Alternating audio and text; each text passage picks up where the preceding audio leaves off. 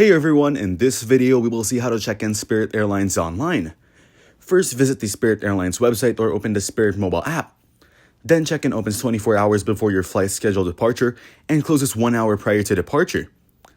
Once on the check-in page, enter your last name and either your booking reference or ticket number. During the check-in process, you can add any checked bags.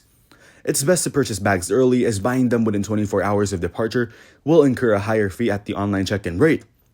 After completing your check-in, you'll receive your boarding pass, which can be printed or saved digitally on your phone for easier access. If you are unable to complete the online check-in process, such as when traveling with pets, on a group reservation, or as an unaccompanied minor, you'll need to check in at the airport counter.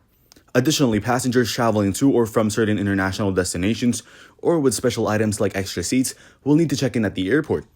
For more assistance with check-in or if you face any issues, Spirit Airlines offers live chat support through their website. Thanks for watching. Make sure to like and subscribe.